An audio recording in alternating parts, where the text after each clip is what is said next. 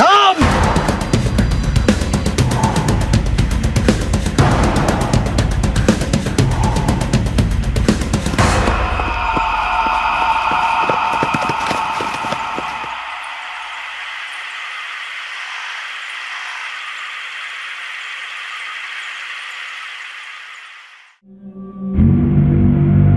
Sir, कल रात तकरीबन 2:30 बजे योर फॉरेस्ट रेंज की सीसीटीवी पर कुछ सस्पिशियस एक्टिविटीज दिखी। उनके हाथ में हथियार देखकर हम लोग तुरंत अलर्ट हो गए सर, और तुरंत वहां टीम लेकर पहुंच गए। सर, हम लोगों ने बहुत चेस किया, पता नहीं जंगल में कहीं गायब हो गए। जंगल में गायब हो गए क्योंकि जंगल से आए थे। जंगल के एक एक पेड़, एक एक पत्ते से वाकिफ है। ये चड्डी बनियान गैंग वाले लग रहे हैं पाटिल। खतरनाक चड्डी बनियान गैंग जो बड़ी आसानी से अपने हाथ उठाते हैं, लेकिन पुलिस के हाथ बड़ी मुश्किल से आते हैं, हर बार फिसल जाते हैं। Yes, you right sir.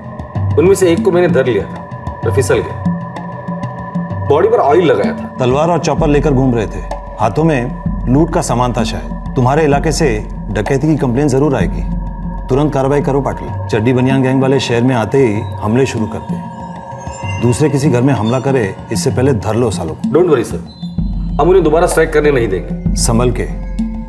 तुम्हें याद होगा 3 साल पहले इस गैंग के साथ एक ऑपरेशन के दौरान एक इंस्पेक्टर और एक एएसआई की मौत हुई थी। उनके हत्यारे भी चड्डी बनियान गैंग वाले ही थे।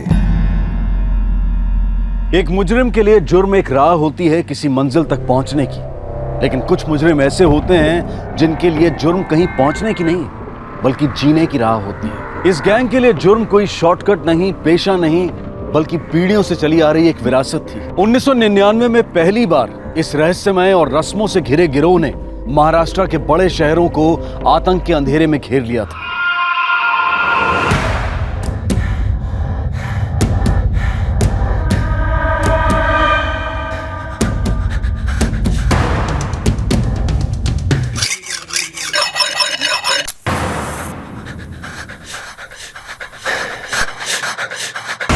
ये गिरोह कभी महीनों सालों तक खामोश रहता है और फिर अचानक से वार करता है। अब 2015 में इस गिरोह ने फिर से अपना सर उठाया था। पुलिस ने कमर तो कस ली थी, लेकिन क्या वो इस चिकने चिपचिपे गिरोह को पकड़ पाएगी? और इसके बदले में पुलिस को क्या कीमत चुकानी पड़ेगी?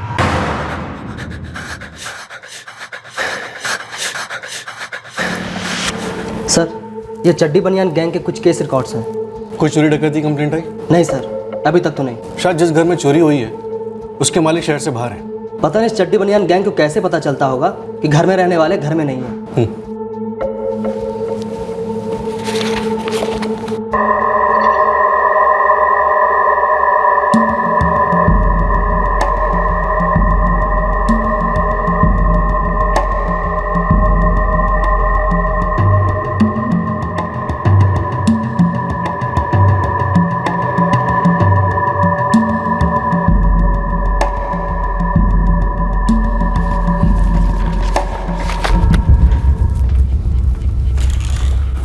कोई नई कंप्लेंट आई?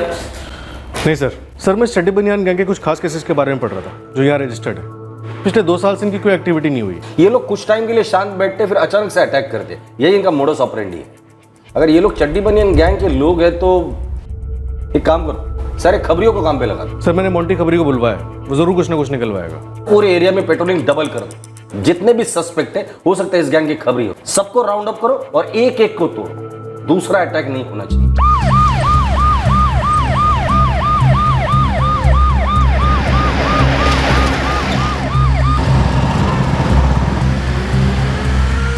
कड़ी पेट्रोलिंग जारी थी, सस्पेक्ट्स और मुजरिमों के खबरियों की इंटेरोगेशन जारी थी। पुलिस कोई चांस नहीं ले रही, लेकिन ये गैंग डंके की चोट पर कानून की नाक के नीचे अपने इरादों को अंजाम देने के लिए मशहूर था।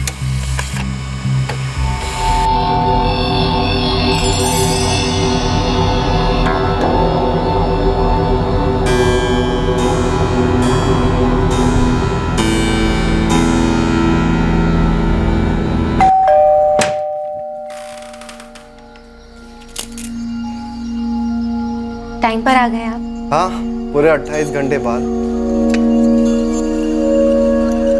लीजिए।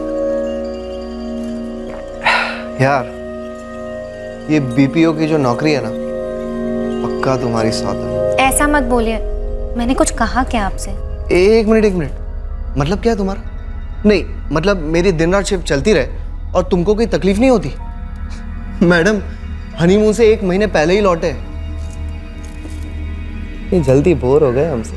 आपकी नौकरी ऐसी है तो है, और मैं आपसे कोई बोर वोर नहीं हुई। आपके भैया भाभी यहीं 1 फ्लोर ऊपर रहते हैं, सारा दिन अच्छे से कट जाता है मेरा। अच्छा,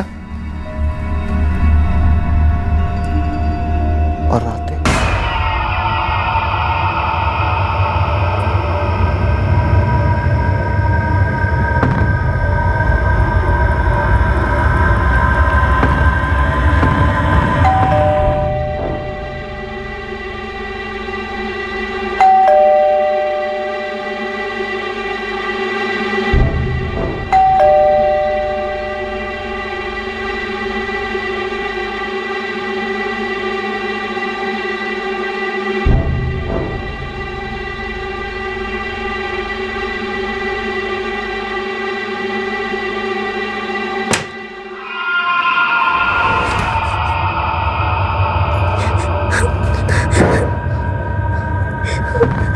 रिलैक्स, वो लोग चले जाएंगे, कुछ नहीं होगा। मैं हाँ?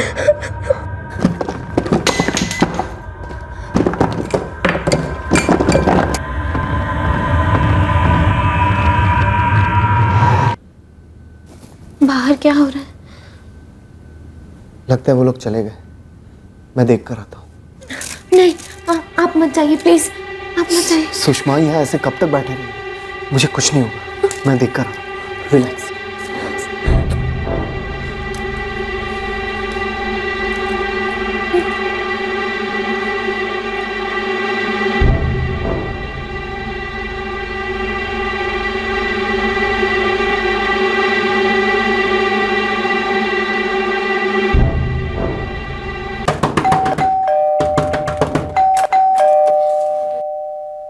अरे क्या हुआ लोकेश? भैया घर में चोर आए थे, सब कुछ लूट के चले गए। ओह गॉड, तुम दोनों ठीक तो हो ना? जी भैया।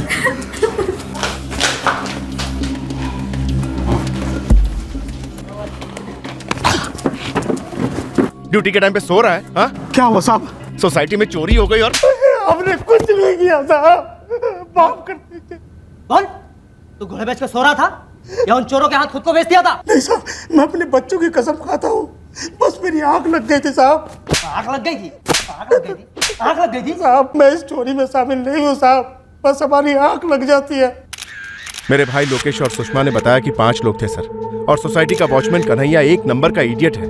मैं 4 साल से सेक्रेटरी हूँ, तब से सोसाइटी कमेटी मीटिंग में बोलता रहा हूँ कि चेंज करो इसे, ये ड्यूटी पर सोता रहता है, लेकिन कोई सुने तब ना।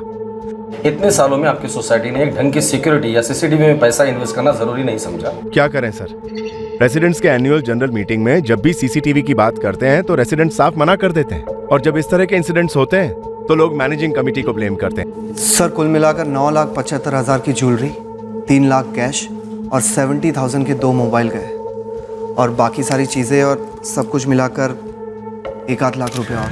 रात को 3 बजे आपके घर की डोर बेल बजती है, आप लोग बिना चेक किए कैसे खोल सकते हो? नहीं सर, मैंने आई होल में से देखा था, बहुत अंधेरा था, और इनके बड़े भाई और भाभी भी यहीं ऊपर रहते हैं, मुझे लगा वही आए होंगे कुछ इमरजेंसी में। वो लोग आपस में एक दूसरे को किसी नाम से बुला रहे थे?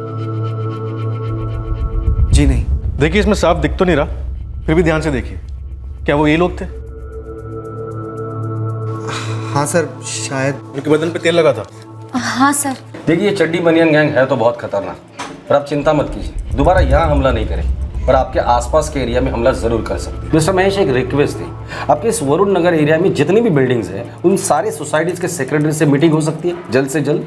Of course sir. इस गैंग के साथ हमें मिलकर लड़ना है, हर मुमकिन कोशिश पर। देखिए हम लोग इनके अगले हमले का इंतजार नहीं कर सकते, हम पुलिस वाले हमारी तरफ से हर मुमकिन कोशिश कर रहे हैं, आप सभी रेसिडेंट का कोऑपरेशन चाहिए।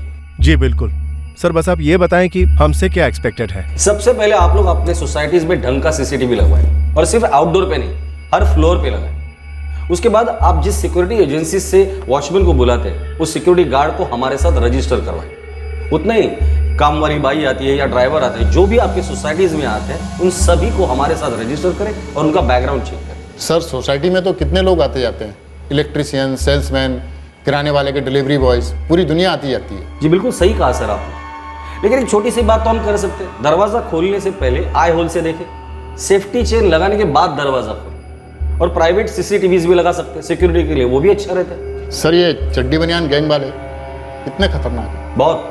बहुत ही खतरनाक। लेकिन ये खतरनाक तभी हो सकते हैं अगर हम उन्हें होने देंगे तो।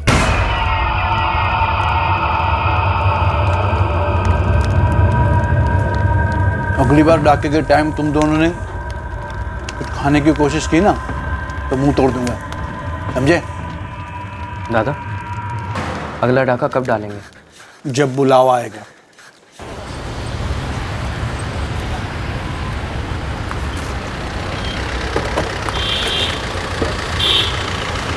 साहब, इस गैंग का जानकारी कम है और कहानियां बहुत ज़्यादा साहब, असलियत कम, अफवाहें ज़्यादा साहब। मानो ऐसा लगता है कि कोई मनगढ़ंत लोग हो साहब, ऐसा भूत होता ना वैसा साहब। भूत कैमरा में कैद नहीं होते मोंटी, ये लोग असली हैं और मुझे ये चाहिए। सर ये तो स्टोन मैन और मंकी मैन जैसा दिख रहा है साहब। साहब ऐसा भी तो हो सकता है कि अपना लोकल पंटर लोग ये चड्डी बनियान गैंग का हवा उड़ाने के लिए सब कर रहा है। मतलब चड्डी पहन लिया, बनियान पहन लिया, मुंह पर कालिक लगा दिया और फिर चोरी कर लिया साहब। इसमें कौन सा मास्टरमाइंड की जरूरत है साहब? जो भी हैं तो चोर, और चोरी भी हुई। 9 लाख के आसपास के गहने उड़ाए। मैं जौहरिया से शुरुआत करता हूँ साहब। चोरी का मामला है और चोरी का माल गर्म रहता साहब, हाथ में रखना डेंजर रहता साहब। इनके हाथों में तेल लगा और मुंह पे घूम, हाथ लग भी गए तो मुंह नहीं खोलते। बहुत भाईचारा इन लोगों की बरादरी। सर अब तक कोई ठोस जानकारी नहीं मिल पाई और ये भी पक्का पता नहीं चला है कि ये चड्डी बनियान गैंग का काम है कि नहीं। मेरा मतलब है कि कोई उनके नाम और भेस का इस्तेमाल कर रहा हो, जैसे कि कोई लोकल पंटर्स। नहीं, ये लोकल पंटर्स नहीं हो सकते। जिस तरह से वो लोग जंगल में भागे थे, ये चड्डी बनियान गैंग वाले ही होंगे। एक काम करो, खबरियों को एक्टिवेट कर दो, खासकर येउर के जंगल के आसपास वाले सभी हिस्ट्री शीटर्स, पुराने केस के ऑफिसर, सबसे बात करो। इनके ऊपर जो राज की चादर है उसका पर्दाफाश तो हमें करना ही है राउत। खौफ मुजरिम का सबसे बड़ा हथियार होता है और ढाल भी। पब्लिक के लिए जुर्म से ज्यादा तकलीफदेह होता है होने वाले जुर्म का इंतजार, और पुलिस के लिए सबसे बड़ा चैलेंज होता है जुर्म होने के पहले ही उसे रोकना। चड्डी बनियान गैंग 2 सफल चोरियां कर चुका था। पुलिस ने उन तक पहुंचने के लिए उसे एक सुराग के लिए सैकड़ों तरीके अपनाए। सीसीटीवीज की तादाद बढ़ाई गई और सर्वेलेंस 24 घंटे होने लगी। इलाके की सभी बिल्डिंग्स में रातों को सिक्योरिटी बढ़ाई गई। पुलिस दिन में भी गश्त लगाने लगी। खबरियों पर प्रेशर डाला गया। कम से कम 150 लोगों की इंटेरोगेशन हुई और पूरे शहर की पुलिस के साथ सिर्फ इस केस के लिए एक मोबाइल चैट ग्रुप भी बनाया गया। एक तरह से पुलिस एक संदेशा भेज रही थी इस खतरनाक गिरोह को कि अगर तुमने फिर से वार करने की कोशिश की तो वो तुम्हारी जिंदगी की आखिरी डकैती होगी और वो भी नाकाम रहेगी। ऐसा लगने लगा कि इस गिरोह को संदेशा पहुंच चुका था। उस दिन के बाद पूरे 3 महीने तक इस गैंग की चोरी का कोई केस सामने नहीं आया। लेकिन खौफ के अंधेरे में चड्डी बनियान गैंग अपने अगले शिकार के लिए बड़ी चालाकी से घात लगाए बैठा था।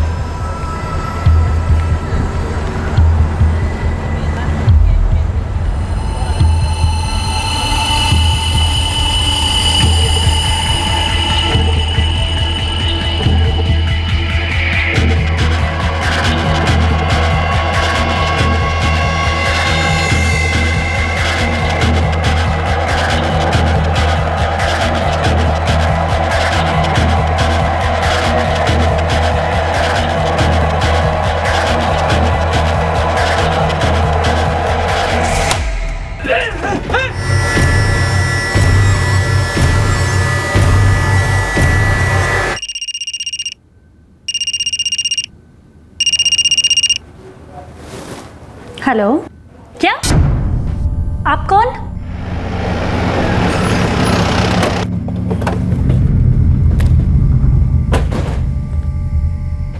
आपने फोन किया था? यस सर, मैंने फोन किया था। कशिश सिंह।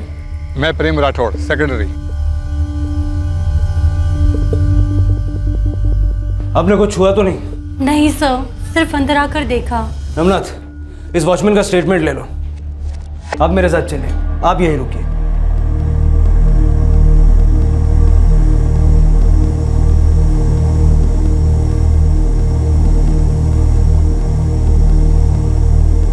आप अकेले रहते हैं? यस सर, मैं उत्तराखंड से हूँ। मेरी फैमिली वहीं पे रहती है।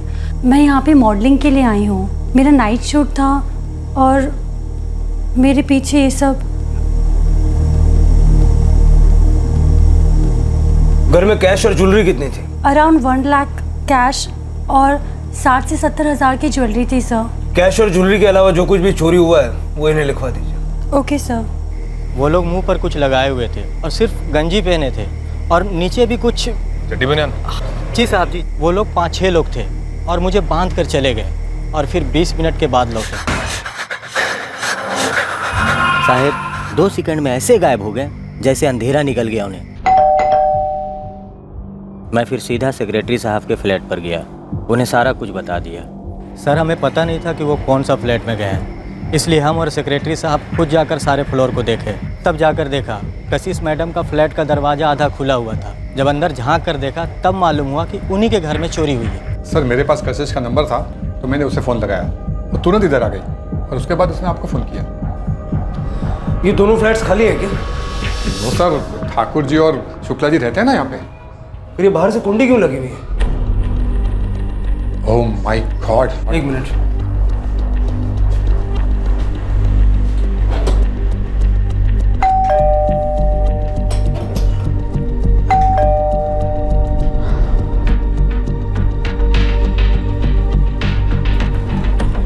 क्या हुआ प्रेम जी? कशिश के घर में चोरी हुई है। क्या? हमने तो कुछ भी सुना नहीं। आप इन्हें सारी डिटेल्स बाद में बताइएगा। फिलहाल मुझे सीसीटीवी फुटेज चाहिए, बाहर के गेट का और इस फ्लोर का, तुरंत। ये वॉचमैन जिग्नेश को बांध दिया और ये यहाँ से बाहर निकले। ये दरवाजे का ताला तोड़ दिया और फिर 20 मिनट बाद बाहर आते। ये तीनों भाग गए और 2 वॉचमैन के केबिन की तरफ गए। फिर वॉचमैन निकलता है और सेक्रेटरी को बताने जाता है। पाटिल साहब चड्डी बनियान गैंग है, कोई शक नहीं।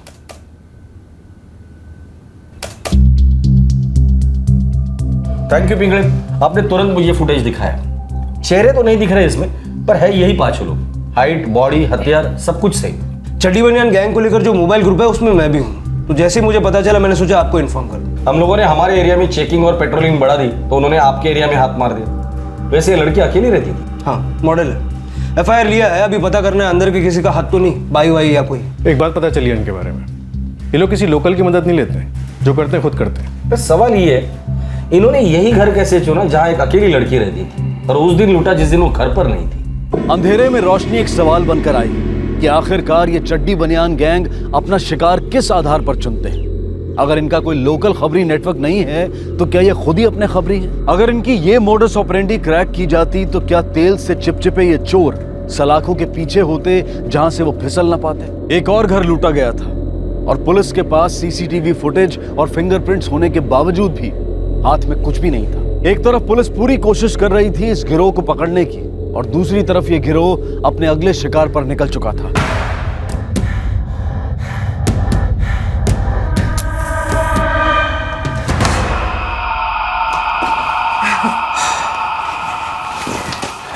ચાલો ત્યારે અરે બસ બસ દીકરા પગે નથી લાખું अपना ख्याल रखना। अरे बस बस बस बेटा। मम्मी पापा मैं फिर से कह रही हूँ आप लोगों को, प्लीज रुक जाइए। और पापा इंसिडेंट की टेंशन क्यों कर रहे हैं? केतन ले आएंगे ना। हाँ पापा हीतल सही कह रही है, आप लोग रुक जाइए ना। देखिए वैसे ही 12 बज गए, घर पहुंचते पहुंचते आप लोगों को 1 बज जाएंगे। काहे का 1 बेटा, आधे घंटे में टच हो जाएंगे, रोड भी खाली मिलेगा और रामबाग से सीधा सीधा निकल जाएंगे। अब हम लोग दोबारा आएंगे ना वापस। जय श्री कृष्ण। जय श्री कृष्ण। जय श्री कृष्ण। माता ना नीचे छोड़ के आता हूँ आप लोग। हाँ चलो ठीक है, चल ख्याल रखना।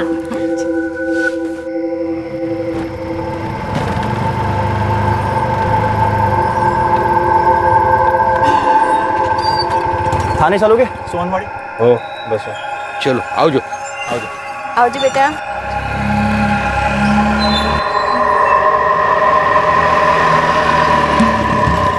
भैया रामबाग से ले लेना। इधर से लंबा गिरेगा अंकल, इधर हाईवे से लेता है ना मैं। कोई लंबा नहीं गिरेगा, हमको रामबाग से ही जाना है। अरे अंकल उधर का रास्ता खराब है। कुछ खराब नहीं है, जैसा बोला वैसा ले लो।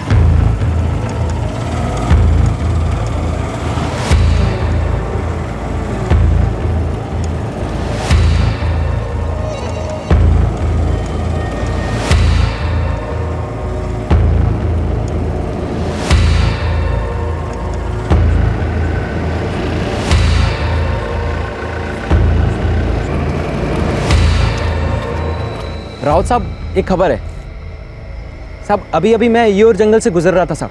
फिर मैंने देखा उन लोगों को। रातें नशीली मस्त। अरे मोंटी क्या गाना गा रहा है? कब तक हम यूं जंगल में मंगल मनाते रहेंगे? शादी वादी के बारे में सोचना। अरे तेरी लाइफ बना दूंगी पागल। कल सुबह करते ना।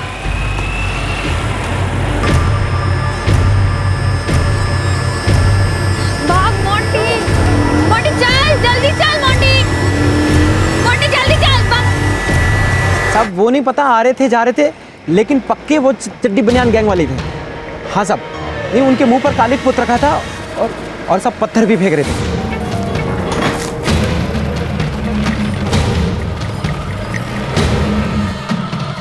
अरे क्या हुआ भाई? मालूम नहीं अंकल, देखना पड़ेगा।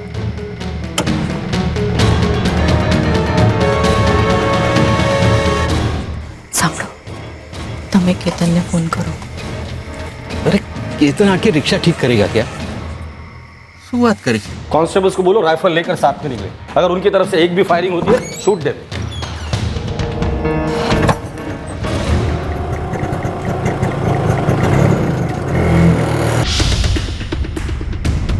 राउत, बाकी पुलिस टीम को भी बोल देना येऊर की तरफ आने जाने वाला हर रास्ता इनसाइड रोड पे भी पेट्रोलिंग करे। Okay sir.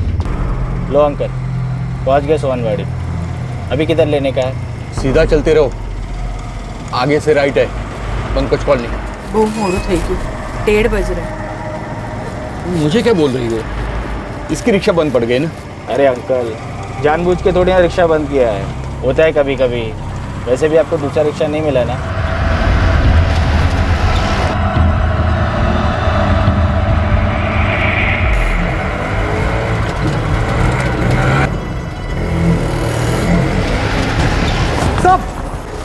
साहब उस तरफ चोर है साहब।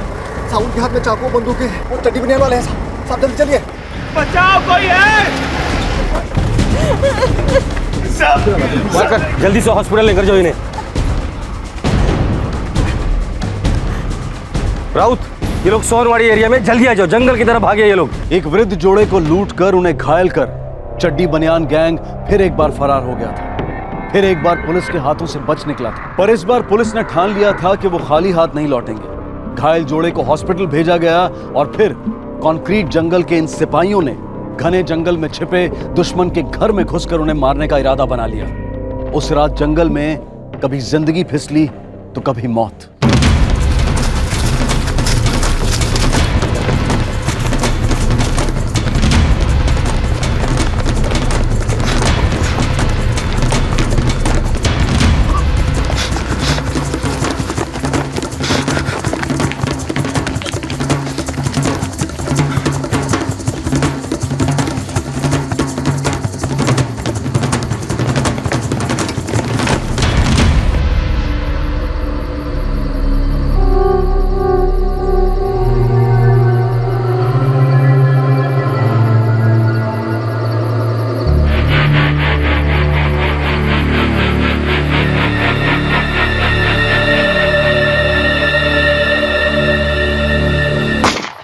नीचे झुको।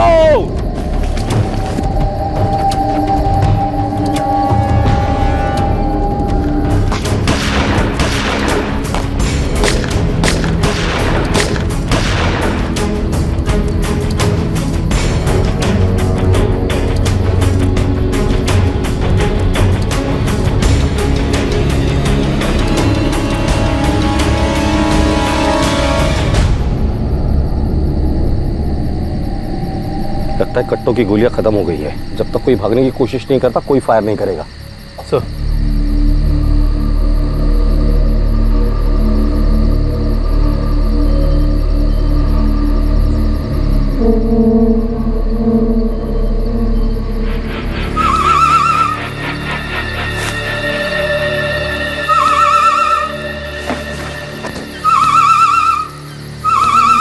इशारों में बातें हो रही है, सब अलग अलग है। भागने का प्लान बन चुका है। राउत, वारकर और शेख सीधा फायर कर देना। मैं और सोलंकी राइट से कवर करते हैं। शिंदे, प्रकाश और परब लेफ्ट से कवर करना। मूव।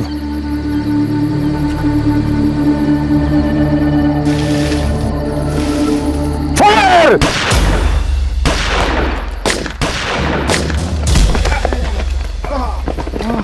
शेख! राउत सर, पत्थर फेंक के मारा है। शिंदे, प्रकाश और परब दोनों को हॉस्पिटल लेकर जाओ। नहीं सर, आपको ऐसे छोड़कर नहीं जा सकते। जिद मत करो, खून बहुत बह रहा है। मेरे साथ वारकर और सोलंकी रहेंगे। कुलकर्णी को बोला और फोर्स लेके जल्द से जल्द यहाँ पहुंचे। लेकर जाओ जल्दी। परब, शेख उठा जल्दी। लगता है पांचों भाग गए सर। और पांचों भाग गए तो पत्थर किसने मारा? वो भी इस तरफ से। भागते भागते कोई पीछे की तरफ से पत्थर नहीं मार सकता। तुम्हारे पास गोलियां कितनी बची? 2 सर। सर मेरे पास सिर्फ एक है। मेरे पास एक भी नहीं। बंदूक में गोलियां नहीं थी, लेकिन दिल में साहस पूरी तरह से लोडेड था। एक ऑफिसर और एक कांस्टेबल बुरी तरह से घायल हुए थे, लेकिन बाकी पुलिस वालों का हौसला बुलंद था। हेडक्वार्टर से एडिशनल मदद आई और मदद की कुदरत ने भी, जब सूरज की पहली किरणों ने इस रहस्यमय चड्डी बनियान गैंग का पर्दाफाश किया।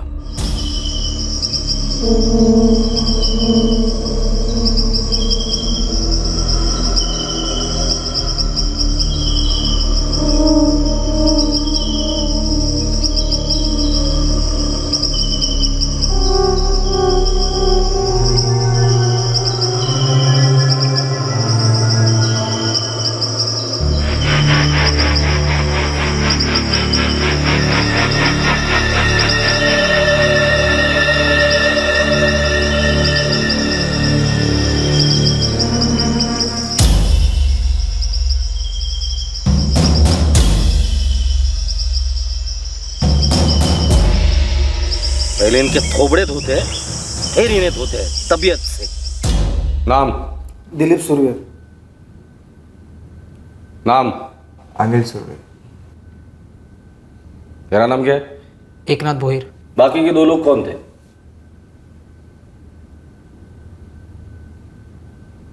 दिलीप, अनिल और एकनाथ। अभी अगर मैं तुम तीनों को जंगल वापस लेकर जाता हूं और तुम्हारे तीनों के भेजे में एक एक गोली ठोक देता हूं, तो क्या होगा पता है? मुझे मेडल मिलेगा। अब तुम लोग तय करो, मुंह खोलना है या गोली खानी है। पारकर, तो सर जंगल जाने के लिए गाड़ी तैयार करो और साथ में हथियार भी लेना। औरंगाबाद। औरंगाबाद साहब।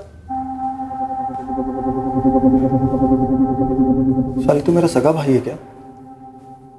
माँ से पूछना पड़ेगा। ये भाई भाई का प्यार जताने के लिए जेल में बहुत टाइम मिलेगा तुम दोनों को। औरंगाबाद में कहाँ रहते हैं और नाम क्या है उनके? बता। बक्सोली गांव, औरंगाबाद। नाम है रत्न शिंदे और राजाराम शिंदे। पारकर, अनिल को लेकर जाना और एड्रेस लिखवा लेना। फोटो वोटो हुलिया वलिया जो भी निकलता है वो निकलवाओ और सबसे पहले औरंगाबाद पुलिस को इन्फॉर्म करो। चल दे।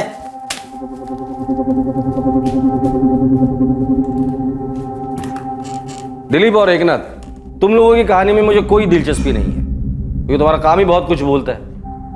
पर एक बात मुझे जाननी है, जिस घर में चोरी करते हो उस घर की खबर तुम लोगों को देता कौन है?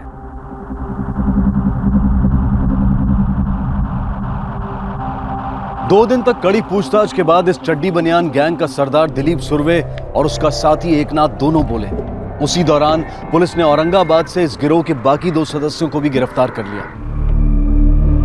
पहला घर बंगला था साहब। घर वाले ताला मार के निकल गए थे। वो बंगला मक्खन था साहब। इतना सामान ले गए, पक्का था लंबी छुट्टी पर गए हैं। आपके पास शिकायत करने आता कौन? काफी माल मिला था उस घर से। वो दूसरा घर, परेश कॉलोनी वाला, राजपूत का, वो क्यों चुना? हमने नहीं चुना साहब, उन्होंने खुद ने चुना हमको अपने लिए। मतलब? मैडम जी फिनाइल वापरते हैं घर में? जी हाँ। ये देखिए, इससे फर्श बिल्कुल साफ लगेगा। जी नहीं, मुझे नहीं चाहिए। मैम नया आया है बाजार में, दाम भी कम है बिल्कुल। देखिए। नहीं चाहिए, आप चाहिए। ठीक है मैडम। मैम पानी मिलेगा पीने के लिए थोड़ा? जी। हमने पहले ही देखा था कि उस बिल्डिंग का वॉचमैन सिर्फ रात को नहीं दिन को भी सोता है। मैं हर घर में सेल्समैन बन करके जाता था। अगले दिन अनिल गया। Good morning ma'am. जी मैडम, आपके घर में कंप्यूटर है? जी हाँ। तब तो आप ये पेन ड्राइव भी यूज़ करते होंगे? जी नहीं, मैं कंप्यूटर यूज़ नहीं करती, मेरे हस्बैंड यूज़ करते हैं। मैम ये 16 GB का है, 400 रुपये में, और आज ऑफर है इस पर। जी मेरे हस्बैंड अभी घर पे नहीं है, वो लेट आते हैं। अच्छा ये कैलकुलेटर ले लीजिए, घर में बच्चे होंगे ना, उनके पढ़ाई में स्कूल में काम आएगा।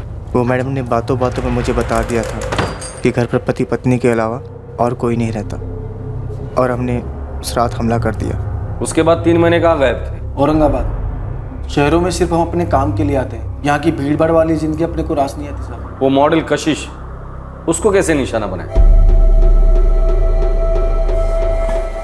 कान साफ कराएंगे भाई साहब? अबे दिखता नहीं है, ड्यूटी पर हूँ। अरे आप अपनी ड्यूटी करते रहिए, मैं अपना काम करता रहूंगा, कोई नहीं आसपास देखने वाला, किसी को पता भी नहीं चलेगा। चल इधर आ जा, साइड में बैठ जा।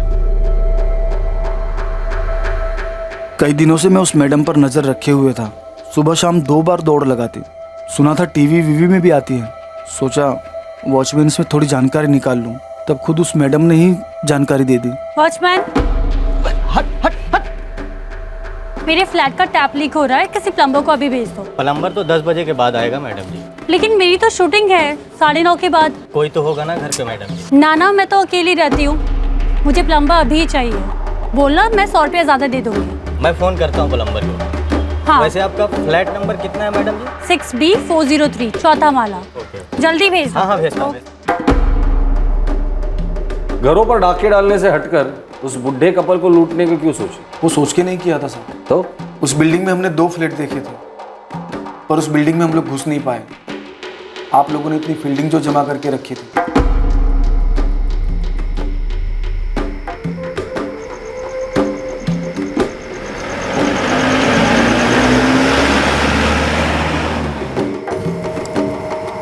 साला मच्छरों की तरह बनना रहे पुलिस वाले, लगता है वापस लौटना पड़ेगा। दादा खाली हो जाएंगे क्या? अगर ज्यादा हीरोगिरी दिखाएगा ना तो पकड़ा जाएगा। एक काम करते हैं, सड़क पर चलते हैं, क्या पता कोई मिल जाए।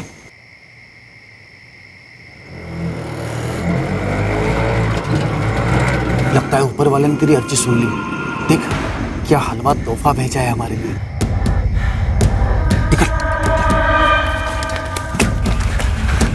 वो लोग बूढ़े थे, बेबस थे, और तुम लोगों ने उन पर चाकू से हमला किया। जब घी सीधी उंगली से नहीं निकले तो उंगली टेढ़ी करनी पड़ती है। और लाख कोशिश के बाद भी जब उंगली सीधी नहीं होती तो क्या करते हैं पता है? उस उंगली को काट देते हैं। और तुम लोग इस समाज की वो टेढ़ी उंगली हो। तुम्हारी फितरत ही कुत्ते की दुम की तरह है, हमेशा टेढ़ी। तकदीर भी तो हो सकती है टेढ़ी। हम जहां से आए हैं, जो हमारी कहानी है, वो आपकी थोड़ी है। बोलना आसान है साहब, टेढ़ा मेढ़ा सीधा, लेकिन जीना एक अलग चीज है। दूसरों की जिंदगी बर्बाद करने को जीना नहीं कहते दिलीप। तुम्हारी जैसी कहानी और लाखों लोगों की भी है, पर वो लोग अपनी कहानी को ढाल बनाकर जुर्म का सहारा नहीं लेते। तकदीर के साथ साथ एक और चीज होती है, मेहनत और नीयत, जो उन लाखों लोगों में है पर तुम लोगों में नहीं है। शुक्र करो कि कानून है यहाँ पर, जो तुम्हें सजा तो देता है पर सुधरने का एक मौका भी देता है। पर हमें मालूम है अपनी मजबूरी और हालात का बहाना बनाकर तुम लोग फिर चोरी करोगे, हम लोग फिर पकड़ेंगे, तुम फिर चोरी करोगे। लेकिन एक दिन ऐसा आएगा हम पकड़ेंगे नहीं, सीधा ठोक देंगे।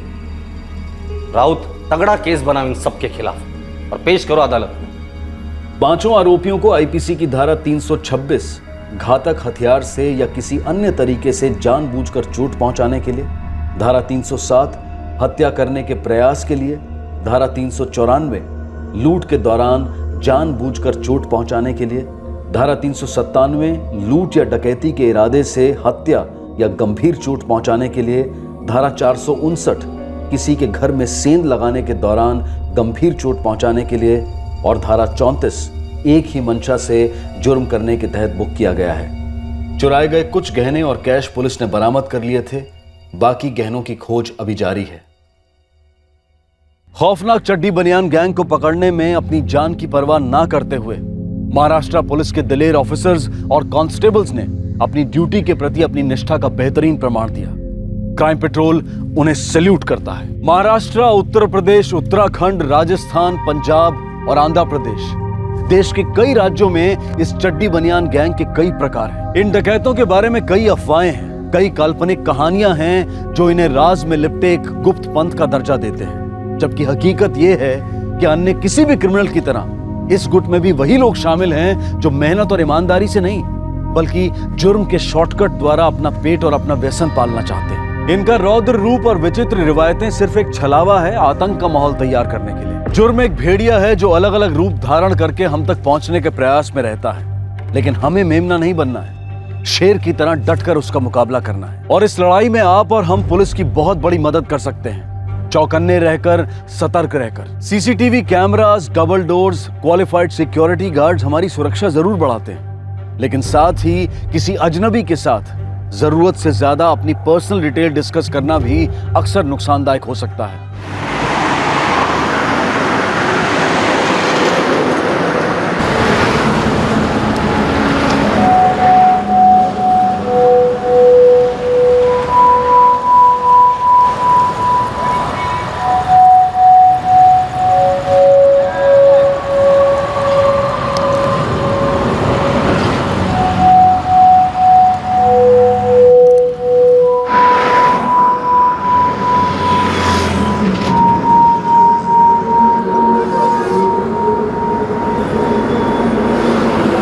भाई चले।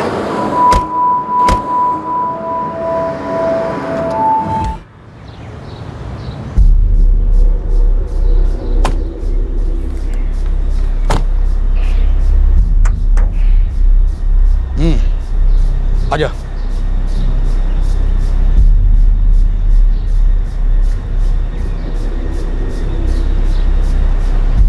ये ले तेरा पूरा 3 पेटी। देख बिल्कुल सही कीमत दे रहा हूँ, पूरे बाजार में तेरे को इससे ज्यादा कोई नहीं देगा। और फिर तू तो जानता ही है कि एक मैं ही हूँ जो चोरी की गाड़ियों को खरीदने बेचने का काम करता हूँ। ये ले, पुलिस को भनक तक नहीं लगेगी।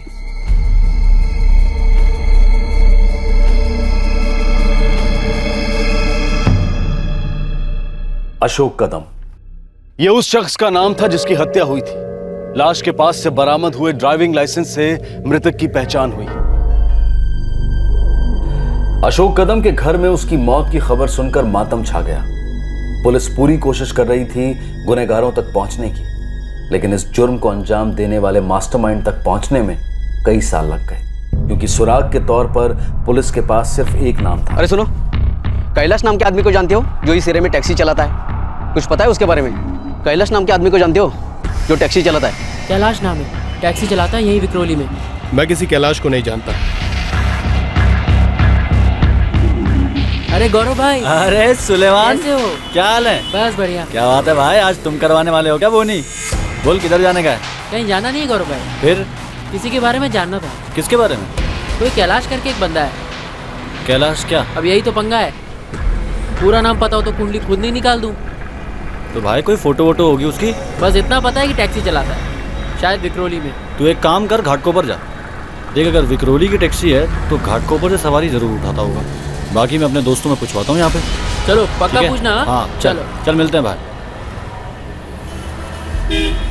पुलिस अशोक कदम की हत्या के मास्टरमाइंड कैलाश को ढूंढ रही थी।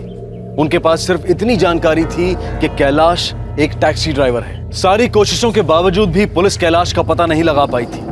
इन्वेस्टिगेशन मानो रुक गई थी, लेकिन कैलाश रुकने वाला नहीं था। वो एक और हत्या की योजना बना चुका था और बहुत जल्द उसे अंजाम देने वाला था।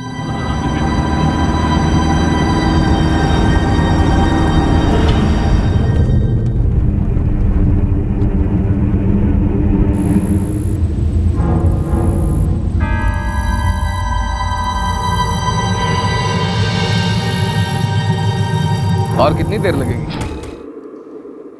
मरने वाले का नाम पुष्कर पटेल था। उम्र 45 साल।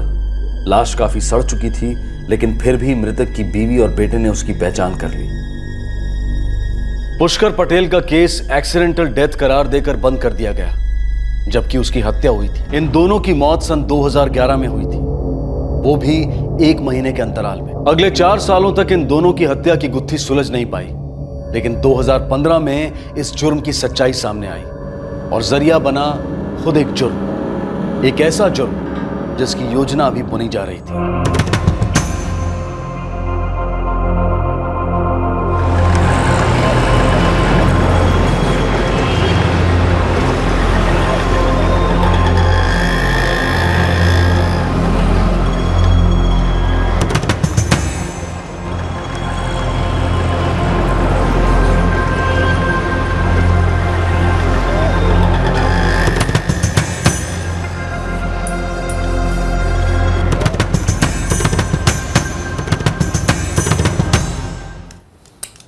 5,000 स्कूल की फीस, वो भी ये हाफ टिकट के। इतना तो अपना खोली का भाड़ा नहीं है। बस हाँ गौरव, बहुत बहाने बना लिए तुमने। कब से बोल रही हूँ मैं, 4 साल का हो गया अपना महेश। आजकल 2-2.5 साल के बच्चे स्कूल जा रहे हैं। कब जाएगा अपना महेश? मेरे को कुछ नहीं पता। इस साल मेरे को महेश का एडमिशन स्कूल में करवाने का है बस। हाँ ठीक है, हो जाएगा। हाँ तो ठीक है, अगले महीने स्कूल की तो बोला ना हो जाएगा। काय को सवेरे सवेरे कान पे हॉर्न बजाती है, सुबह होते ही दिमाग पे हथौड़े मारने शुरू कर देती है।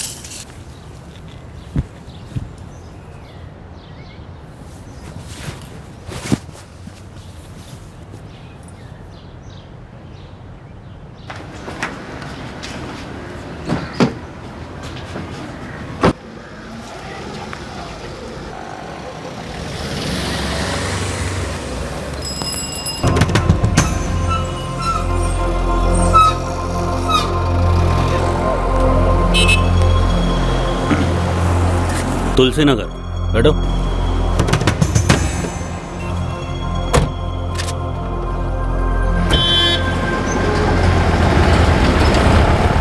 जल्दबाजी करना ठीक नहीं। मुझे लगता है एक बार फिर से जगह दिखानी चाहिए।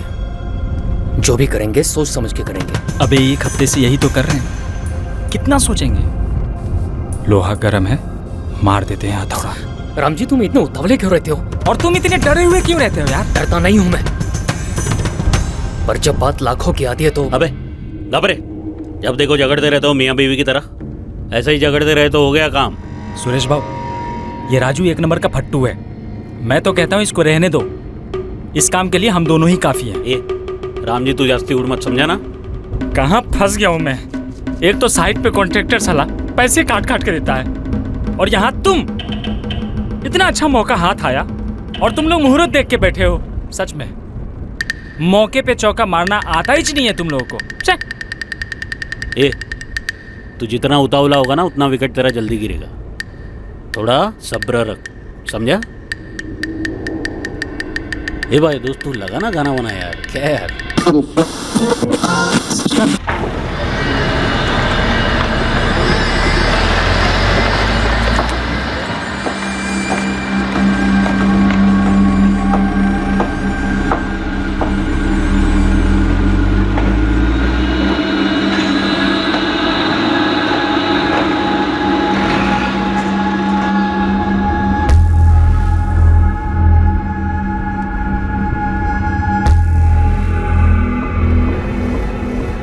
तुलसी नगर। पूरा नक्शा दिमाग में छप गया है, अब और देर नहीं करनी चाहिए हमें। मुझे लगता है हमें कुछ दिन पता था मुझे तू यही बोलेगा। तो गलत क्या बोला? हाँ, याद रखना, जल्दबाजी करने वाला अपनी जुबान भी चला लेता है और चाय का मजा भी नहीं पर वचन मत दे मुझे, समझा? सुरेश भाऊ समझा दो इसको। ए तुम लोग का भाई, चले काम करते आज एक बार फिर नजर मार के आते, फिर तय करते क्या करना है। सुरेश भाऊ, ज्यादा नजरें घुमाएंगे ना तो किसी की नजर में आ जाएंगे। मेरी मानो, किसी को हम पे शक हो उसके पहले काम करते और चुपचाप सुमड़ी में निकल लेते हैं। तू हर वक्त घोड़े पर सवार क्यों रहता है राम जी? हाँ? देख, सुरेश भाऊ सही कह रहे हैं। आज चक्कर मारते हैं माणिकपुरी का, फिर तय करेंगे कब श्री गणेशा करना है, सही दिन देखकर। और देखो और घूमो, अबे और चाहो तो पंडित जी से मुहूर्त भी निकलवा लो। ऐसे तो काम हो गया। अरे ए राम जी,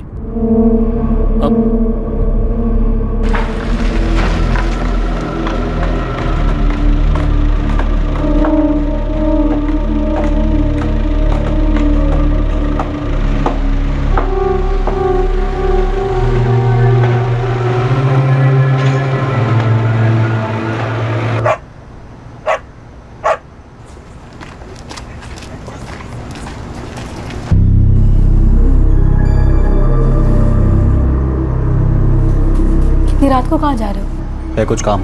सीधे बोलो ना, दारू पीने जा रहे हो। बच्चे की स्कूल फीस भरने के लिए पैसे। तेरी ना बहुत मचमच हो रही है अभी। तेरे को एक बार बोला ना मैंने, बंदोबस्त हो जाएगा, तो फिर काय को एक ही रिकॉर्ड बजाती रहती है तू। कब होगा? हाँ?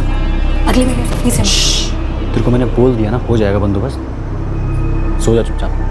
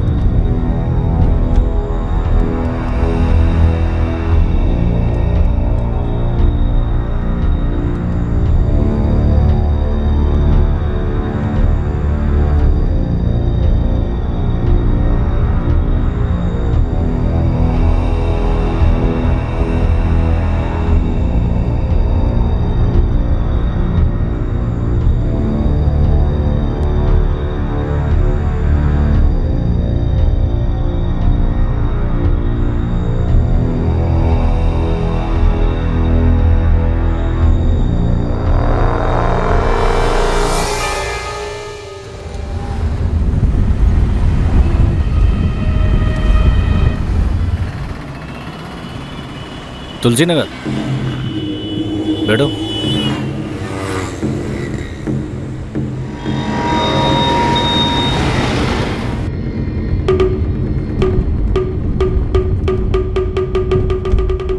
रोज का जाने का है तो भाड़ा बांध लो, बोलोगे तो रात में भी आ जाऊंगा।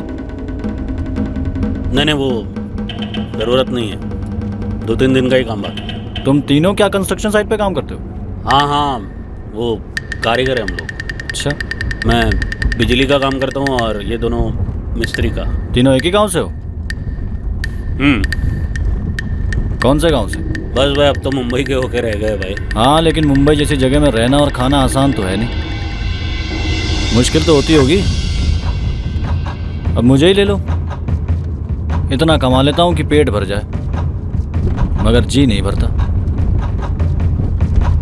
तुम लोगों को नहीं लगता ऐसा?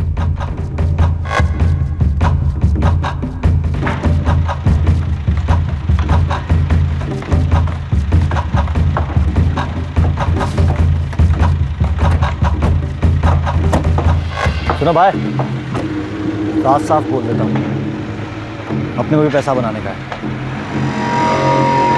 मेरे को मालूम है तुम लोग कुछ बड़ा करने वाले हो, मैं भी तुम लोगों के प्लान का हिस्सा हो सकता हूँ क्या?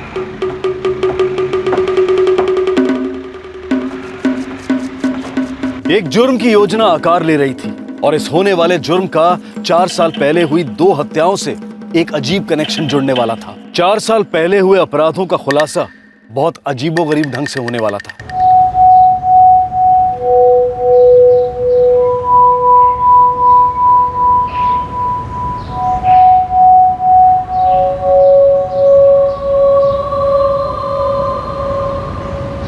तो प्लान क्या है? कौन सा प्लान भाई? हाँ, कोई प्लान नहीं हम लोग का। ए भाई, मेरे को शेंडी मत लगाओ, कई दिनों से तुम्हारी बातें सुन रहा हूँ मैं।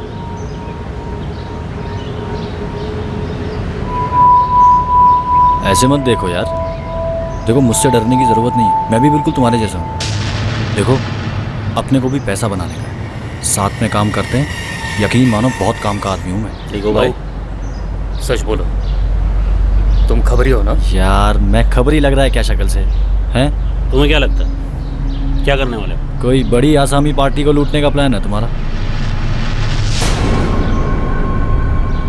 और अगर मैं सही हूँ तो मानिकपुर में कोई शिकार ढूंढ रखा है तुम लोगों ने? सही जगह ढूंढी है। किसके घर में झाड़ू फेरने वाले हो? पीछे घर है तुम लोग का?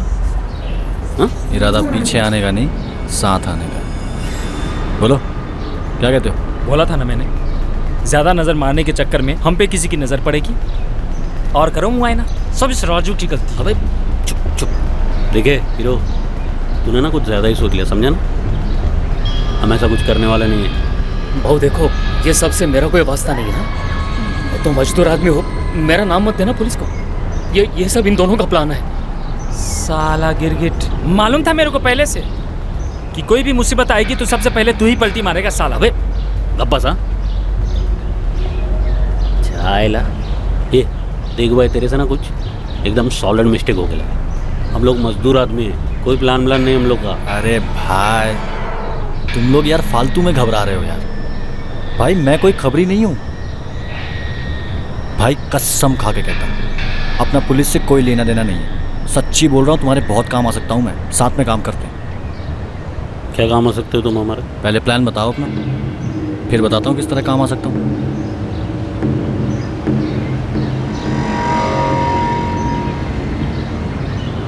मानिकपुरा में एक सोसाइटी है, ग्रेसिया साइट्स। उसके बी विंग में दूसरे मंजिले पर एक जौहरी रहता है, प्रकाश मेहता। मालूम पड़ा है घर में काफ़ी जेवरात और रोकड़ा रहता है। तो गेट पे गार्ड तो होगा, उसका क्या करोगे? अबे क्लोरोफॉर्म से बेहोश करेंगे और क्या करेंगे?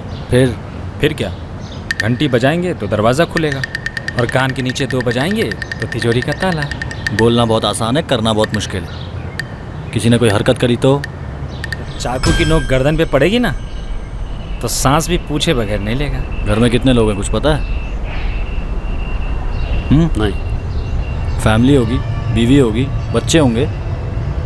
सो तो है। फिर किसी ने कोई हलचल करी, कोई हरकत करी तो क्या करोगे? ऐसा कैसे शोर मचाएंगे? अबे डांट के खुपचे में बिठा देंगे वो लोग को। फिर भी किसी ने रायता फैला दिया तो क्या करोगे? अभी उसके आगे क्या करने का है वो तो प्लान में होना चाहिए ना। है तुम में से किसी के अंदर गुर्दा कि चाकू घुसेड़ दे किसी के अंदर? देख बे शाणे, हम लोग को ना खून खराबा नहीं करना है, चुपचाप पैसे लेना और निकल लेना है। समझ गया, तुम लोगों से नहीं होगा, पर मेरे लिए बहुत आसान है। जरूरत पड़ी तो मैं चलाऊंगा चाकू। तुम तिजोरी साफ करना, मैं गला साफ करूँ। मंजूर है? मैं गला साफ करूंगा, बोलने में क्या जा रहा है? जब करना पड़ेगा ना तब पता चलेगा। ए भाई, कर चुका हूँ।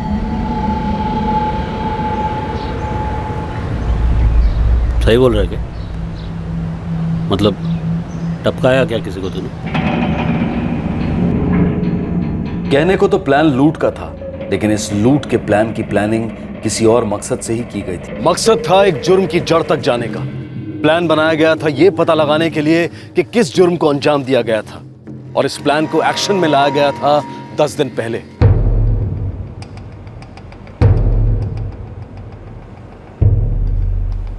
ठीक 10 दिन पहले Mumbai crime branch unit B को अपने एक भरोसेमंद खबरी से इंफॉर्मेशन मिली थी। बोलो करीम, सुबह सुबह घंटी बजाए मतलब बड़ी खबर होगी। साहब खबर तो बड़ी है, लेकिन थोड़ी कच्ची पक्की है। खबर सुना दे, पकाने का काम हम लोग कर लेंगे। एक टैक्सी वाला है, सुनने में आया है साले ने 2 गाड़ियां बेची थी 4 साल पहले। अभी 4 साल पहले चोरी की गाड़ी बेची थी, ये तेरी बड़ी खबर है? साहब गाड़ी के साथ साथ गाड़ी वाले को भी टपका दिया था उसने। मर्डर किया था? किसका? ये तो पता नहीं चला साहब, पर साला बहुत फुदक रहा था अपने फंडर के सामने। कल रात को बार में मिला था अपने फंडर को।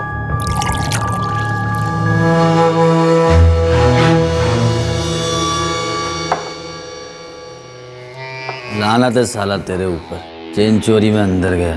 तू एक काम कर, तू घर जा, तेरे से कुछ नहीं हो जा। अपन का धंधे में चलता है, दोबारा देखना। तू साला चिंदी चोर का चिंदी चोर रहेगा। ए काली, अपनी बात ध्यान से सुन, देख ये छोटे मोटे लफड़े में हाथ डाल के ना कुछ नहीं हो, साला खाली हिस्ट्री शीटर बन के रह जाएगा, समझा?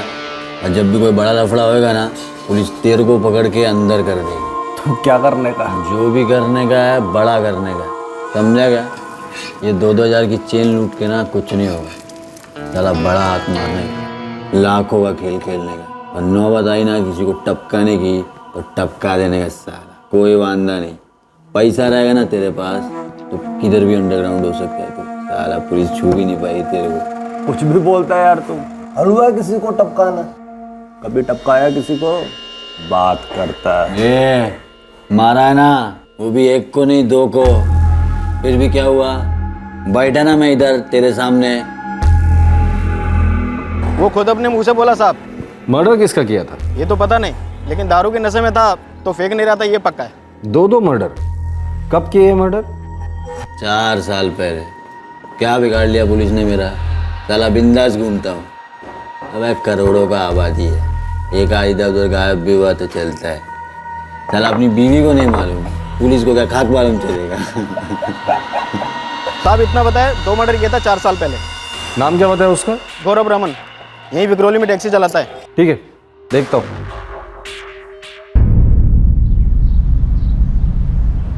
अगर बड़ा हाथ मारना है तो बड़े से बड़े खतरे के लिए तैयार रहना पड़ेगा, जान से भी मारना पड़े तो भी। तो क्या सच में तूने किसी को? 2 लोगों को, ऊपर पार्सल, और पुलिस को पता भी नहीं चला, वरना कभी पता चलेगा।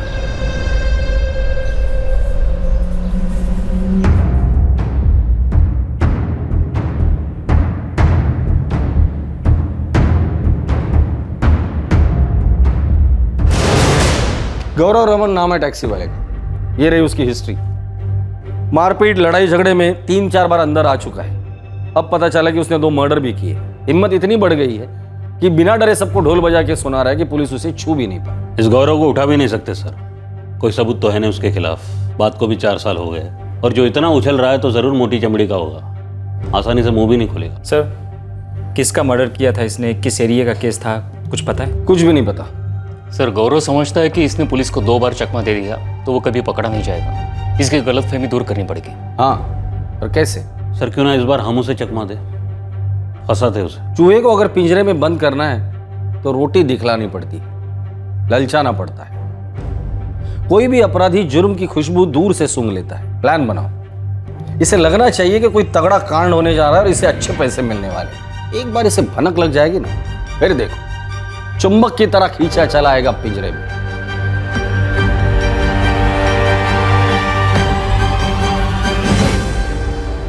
इस ऑपरेशन का पहला कदम था टैक्सी ड्राइवर गौरव रमन को ढूंढ निकालना।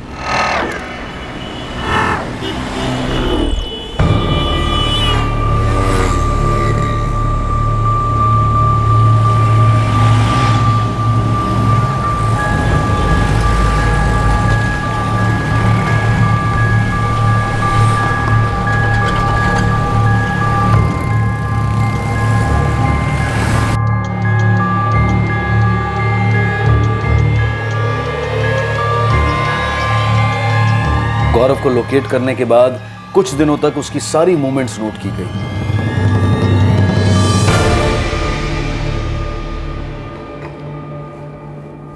आमतौर पर विक्रोली स्टेशन से सवारी उठाता है। तुलसीनगर एरिया में भी काफ़ी आना जाना है उसका। रहता भक्तिनगर चौल में है। बीवी का नाम सुनीता है। एक 4 साल का बेटा है महेश। सर, तुलसीनगर एरिया में एक कंस्ट्रक्शन साइट है। मजदूर बन के सवार होते उसकी टैक्सी में। हाँ, और किसी पॉश एरिया के घर को लूटने का प्लान सुनाते हैं। मजदूर का गेटअप और लूट की कहानी सही है। अब बन रहा है ड्रामा। कुछ दिन तक रोज उसकी टैक्सी में जाएंगे भाड़े से। टैक्सी में ही प्लान डिसाइड करेंगे। जुर्म की फितरत नशे की तरह होती है। देखना, अगर सब सही रहा ना, अपने आप खींचा चलाएगा हमारे जाल में।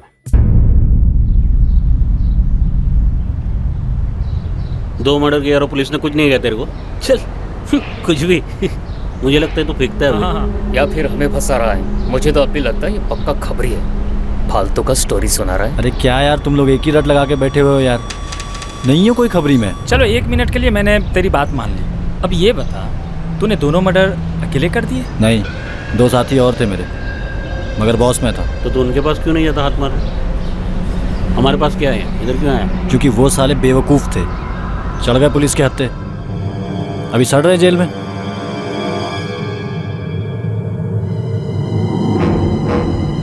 उन उल्लुओं को अकल ही नहीं थी, अभी गए अंदर लंबे टाइम के लिए। तो उन लोगों ने पुलिस को तुम्हारा नाम नहीं दिया? कैसे बताते? उन दोनों को मैंने अपना नाम तो कैलाश बताया था। अब जब वो दोनों पकड़े गए तो पुलिस ने तीसरे साथी का नाम पूछा, तो उन्होंने कहा कोई कैलाश था जो टैक्सी चलाता है। फिर क्या, पुलिस निकल गई कैलाश को ढूंढने के लिए। मालूम क्या, साला हद तो तब हो गई जब एक खबरी अपने पास ही आके पूछता है, भाई कैलाश को जानते हो क्या? कोई कैलाश करके एक बंदा है। कैलाश क्या? मालूम क्या, मैं उसको बोला कि भाई घाटकोपर में जाकर ढूंढ, उधर मिलेगा। अभी ढूंढता रहेगा जिंदगी भर। साला तो अपने साथियों को फंसा सकता है, क्या गारंटी हम लोगों ने फंसाएगा? भाई मैंने नहीं फंसाया उनको। वो फजल को मैंने बोला था कि फेंक दे मोबाइल। आजकल साला पुलिस ये मोबाइल से सारे केस सॉल्व कर देती है, लेकिन सुनी नहीं उन्होंने मेरी। 2000 है इसके बटुए में। ये घड़ी, अंगूठी और चैन भी तो है। अरे मोबाइल भी एकदम नया पीस लगता है। अबे ये नया पीस ना तेरे को पुरानी जेल पहुंचा देगा। सच्ची बोल रहा हूँ, फेंक दे इसको, मरेगा वरना कसम से। अरे नहीं मरूंगा यार, कम से कम 1500 रुपये तो मिल ही जाएंगे। अरे पागल है, 1500 के चक्कर में ना जिंदगी भर जेल में सड़ेगा। ये समझा ना इसको यार। अरे कुछ नहीं होगा यार। अरे मैं इसे वापरूंगा नहीं, बेच दूंगा। अरे देख, ये मेरा जिम्मा है, तू टेंशन मत ले, ठीक है? लेकिन साले ने मोबाइल बेचा नहीं। 2 महीने बाद खुद का सिम कार्ड डाल के चालू किया। फिर क्या, पुलिस ने ट्रेस कर लिया मोबाइल, गया भी अंदर।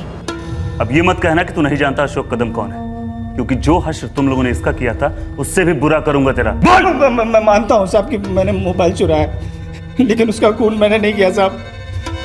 माँ कसम मैंने नहीं किया साहब। अब सही गाना गा रहा है, बता और कौन था तेरे साथ? साहब वो अंकित यादव और कैलाश। ये पूरा प्लान कैलाश का था साहब। कहाँ मिलेंगे? साहब मुझे सिर्फ अंकित का पता मालूम है।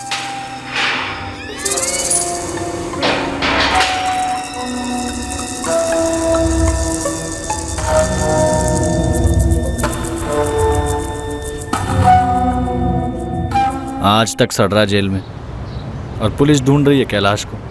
अब कैलाश तो मिला नहीं, क्योंकि कैलाश तो कोई है ही नहीं। क्योंकि कैलाश तुम हो। वो था कौन? अपने को क्या मालूम कौन था, अपने लिए तो बकरा था। भूख लगी थी तो सामने आ गया, हलाल कर दिया। कब किया ये? 2011 में। मैं अंकित और फजल इगतपुरी गए थे ऐश मारने, मगर 2 दिन के अंदर सारा रोकड़ा खलास।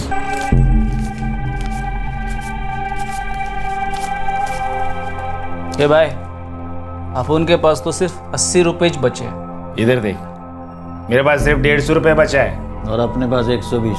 आइला, फिर लॉज का भाड़ा भी देना है। 300 रुपये तो उधर ही चला गया और बाकी का बचा 50 रुपये। इन 50 रुपये में अपन तीनों का ना तो एक टाइम का खाना होगा और ना पीना, और मुंबई जाने का तो सवाल ही नहीं उठता। अरे कुछ समझ में नहीं आ रहा यार, फिर से भिखारी बन गए हम लोग। भाई ऐसे खाली बैठ के तो कुछ नहीं होगा, बाहर निकलते हैं और करते हैं कोई झोल।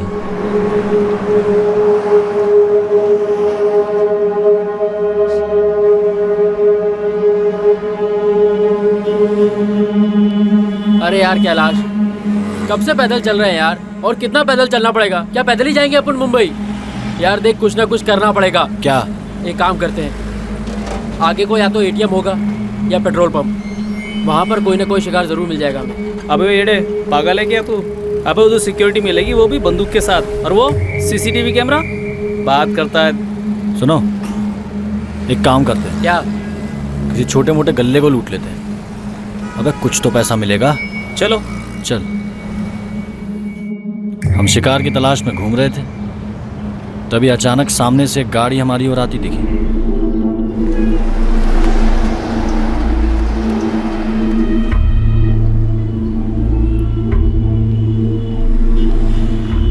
भाऊ, किधर जा रहे हो? तुम लोगों किधर जाना है? मुंबई लेके चलोगे? एक आदमी का 75 रुपया लगेगा। मंजूर है तो बैठो। हाँ मंजूर है, मंजूर है। ए बैठ रहे, चलो रे भाऊ।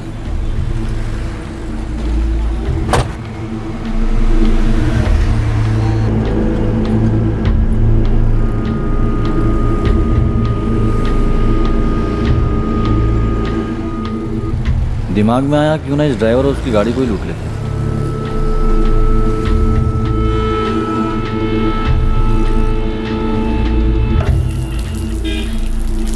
हम हल्का होने के बहाने गाड़ी से उतरे। गाड़ी में एक लंबा वायर पड़ा है, उसी से गला घोट देते हैं साले का। भाई, ड्राइवर के गले में चेन है और हाथ में अंगूठी भी। अब तो इसी गाड़ी में मुंबई जाएंगे। और गाड़ी में बिकवा दूंगा, वो भी बढ़िया दाम में। ठीक है, तो लग जाते हैं काम पे। चलो। तो भाई चले। अब गाड़ी मैं चलाऊंगा। तो ये थी उस ड्राइवर की कहानी।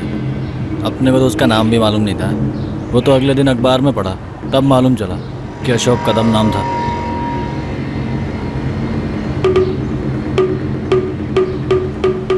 चार साल हो गए और तुझे किसी ने छुआ भी नहीं। अब हुआ ना भरोसा मेरी बात का।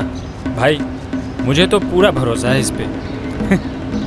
तुम लोगों को क्या लगता है? मेरे को भी पूरा भरोसा है। ए राजू, क्या बोलता है तू? यार तुम लोग इसकी बातों में मत आओ, इसका भरोसा कैसे कर सकते हैं? अरे यार तू मेरी बात समझने की कोशिश कर यार। तुम तीनों की तरह मेरे पास भी पैसों की कड़की चल रही है, इसलिए भाई मैं आया हूँ सामने से। तुम तीनों को मेरी ज़रूरत है और मुझे तुम्हारी, और सिर्फ मैं ही हूँ जो पुलिस को चकमा देने में माहिर हूँ। बोल। ठीक है, ये हुई ना बात यार। ज़रा जानने को दिल कर रहा है, ये अशोक कदम के बाद दूसरे और किसको ठिकाना लगाया आपने? हाँ गौरव भाई, कौन था? चल बता अभी गाँव मत का बोल। पुष्कर पटेल नाम था उसका, आंगड़िया चलाता था, पैसे देता था उधार पे, मेरे को भी दिए थे टैक्सी के लिए।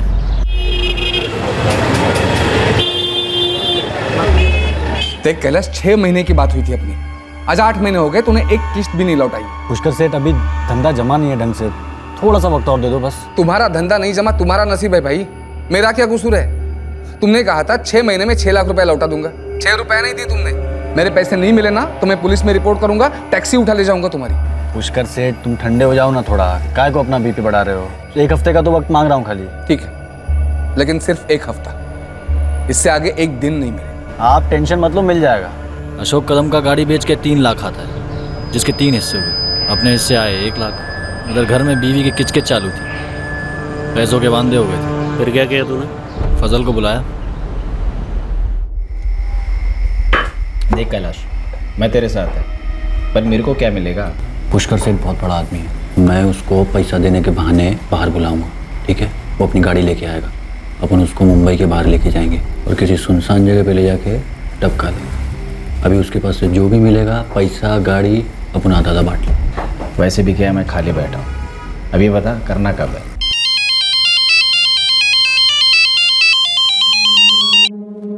अरे वाह कैलाश, क्या बात है, सामने से फोन किया, वो भी हफ्ता होने से पहले।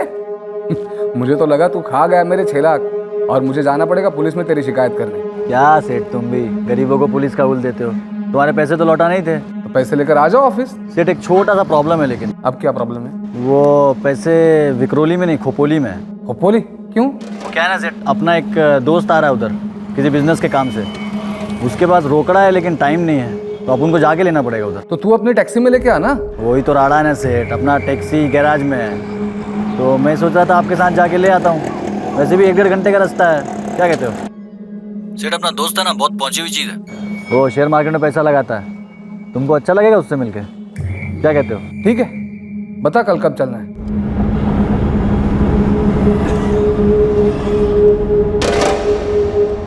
सेठ जी, वो आगे वाले नाके पे ना अपना एक दोस्त मिलेगा, उसको भी जाने का है खोपोली। क्यों?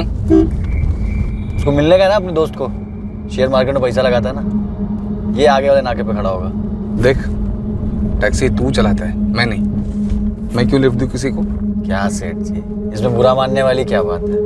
मेरे दोस्त है अपना, अभी अपने साथ साथ उसका भी काम हो जाएगा ना।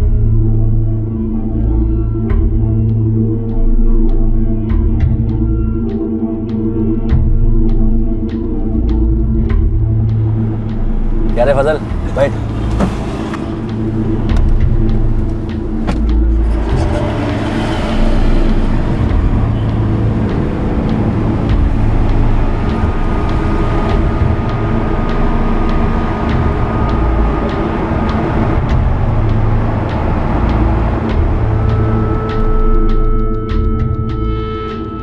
लो आ गया खोपोली। अब कहाँ जाना है? बरखा हिल पे ले लो सेठ जी, वहीं आने वाला है दोस्त अपना।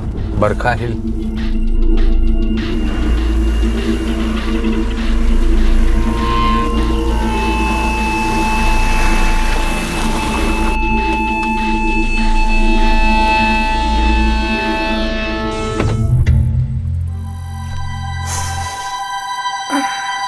कहाँ है तेरा दोस्त? 1 मिनट। हाँ सेठ। हाँ क्या रे पंकज, किधर है? और क्या, हम तो पहुंच गए। हाँ आजा आजा आजा आजा। हाँ सेठ जी इंतज़ार कर रहे हैं। सेठ 5 मिनट में आ गया बस। 5 मिनट?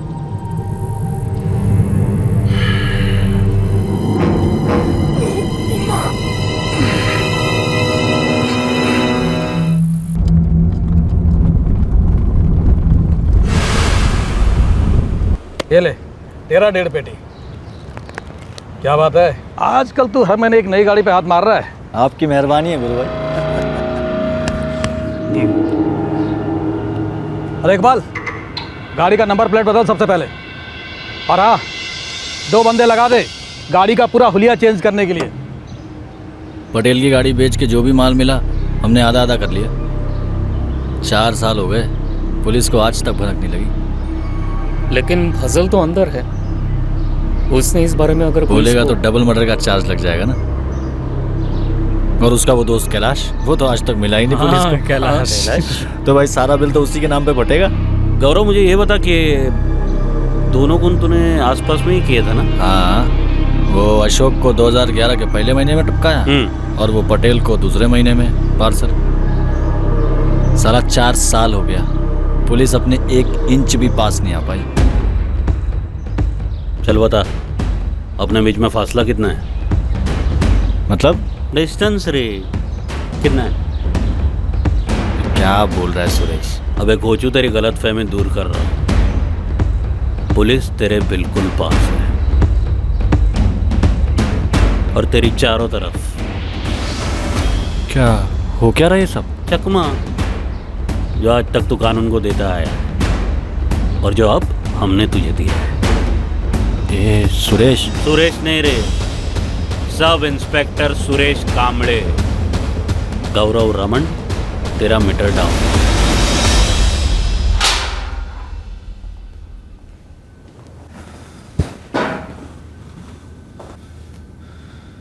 तुम पुलिस वाले हो, सारा नाटक मुझे फंसाने के लिए किया था ना।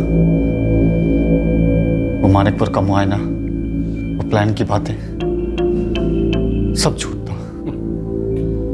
तेरे चेहरे पर यह हैरानी देखकर अच्छा लगा। पुलिस को चकमा देने में बहुत माहिर है ना तू।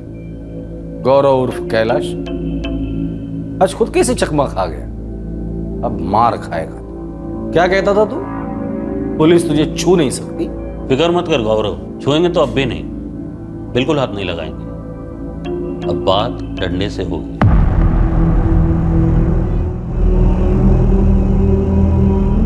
गौरव रमन की पत्नी एक सीधी सादी औरत थी।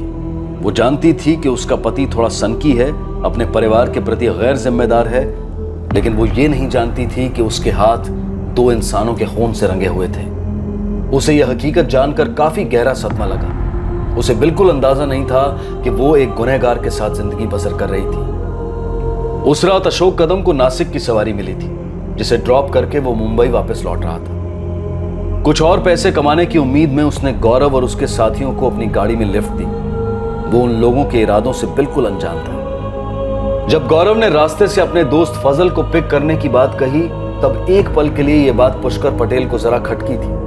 उसे हल्का सा शक हुआ था गौरव के इरादों पर। गौरव ने जब पैसे लेने के लिए खोपोली जाने की बात कही थी, तब भी पुष्कर को उस पर शक हुआ था, लेकिन अपने उधार दिए हुए पैसे वसूलने की चाह में पुष्कर ने गौरव के साथ खोपोली जाने की बात मान ली। अशोक कदम का परिवार जानता था कि अशोक की हत्या लूट के इरादे से हुई थी, और हत्या के मुख्य आरोपी गौरव की गिरफ्तारी से उन्हें आखिर वो तसल्ली, वो सुकून मिला जिनका उन्हें 4 सालों से इंतजार था। दूसरी ओर पुष्कर पटेल के केस में उसके परिवार को 4 साल बाद इस बात का पता चला कि पुष्कर की मौत एक्सीडेंट नहीं बल्कि हत्या थी। सच कहे तो जब उन्होंने हमें बताया कि उनका एक्सीडेंट हुआ है, तो हमें भी इस बात का विश्वास नहीं हुआ था। सर, हमने कई बार मांग की थी इस केस को री इन्वेस्टिगेट करने की, लेकिन ऐसा नहीं हुआ। देखिए, आपका शक बिल्कुल सही था। ना ही आपको पता था, ना ही पुष्कर जी के स्टाफ को पता था कि उस दिन वो खोपोली क्यों गए थे, और शक करने वाला कोई भी एंगल सामने नहीं आया था। इसलिए किसी ने ये नहीं सोचा कि उनके साथ ऐसा कुछ हुआ होगा। हमें इस बात का बेहद अफसोस है कि सच्चाई सामने आने में बहुत वक्त गुजर गया, पर अब गुनहगारों को हमने पकड़ लिया है और उनके गुनाहों की सजा उन्हें दिलवा कर ही रहेंगे।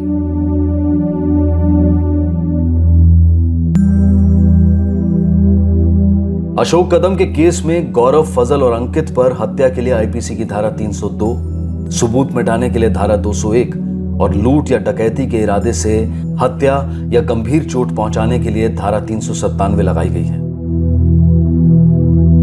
पुष्कर पटेल का केस, जो एक एक्सीडेंटल डेथ रिपोर्ट हुआ था, उसे बतौर मर्डर केस फिर से रीओपन किया गया, और इस केस के आरोपी गौरव रमन और फजल खान पर हत्या के लिए आईपीसी की धारा 302, सबूत मिटाने के लिए धारा 201 और लूट या डकैती के इरादे से हत्या या किसी को गंभीर चोट पहुंचाने के लिए धारा 397 लगाई गई। पुष्कर पटेल और अशोक कदम का केस अलग अलग एरिया के पुलिस थानों में दर्ज हुआ था, और वो भी 2011 में, और फिर 4 साल बाद किसी और ही एरिया की Mumbai crime branch unit B के हाथ एक छोटी सी इंफॉर्मेशन लगी कि गौरव रमन नाम के एक टैक्सी ड्राइवर ने 2 हत्याएं की हैं। उन्हें इस बात की भी जानकारी नहीं थी कि हत्या किन 2 लोगों की हुई है, लेकिन दाद देनी होगी Mumbai crime branch unit B के अफसरों की, जिन्होंने बड़ी ही मुस्तैदी और चतुराई से एक ऐसा प्लान बनाया कि मुजरिम खुद ब खुद उनके जाल में आ फंसा। और यही नहीं, 4 सालों से कानून को चकमा दे रहे अपराधी से Mumbai crime branch unit B ने बड़ी ही चालाकी से इकबाल जुर्म भी करवाया। फिर एक बार ये डंके की चोट पर साबित हुआ कि क्राइम नेवर पेस। कुछ वक्त तक अपने जुर्म की सजा से बचने में कामयाब रहा अपराधी अगर ये सोचने लगे कि कानून उसके गिरेबान तक कभी नहीं पहुंच पाएगा, तो ये सिर्फ उसकी गलतफहमी है, जैसे कि इस केस के मुजरिम को थी। 4 साल तक वो कानून से बचता रहा, लेकिन आज वो जेल की सलाखों के पीछे है और केस का ट्रायल जल्द ही शुरू होने वाला है। फिर मुलाकात होगी अगले एपिसोड में एक और चौंका देने वाले केस के साथ। तब तक सतर्क रहें, सुरक्षित रहें और देखते रहें क्राइम पेट्रोल सतर्क। सबक एक को सीख हम सबको। जय हिंद। इस तरह के और भी एपिसोड देखने के लिए हमारे चैनल को सब्सक्राइब करें और बेल आइकन दबाना ना भूलें।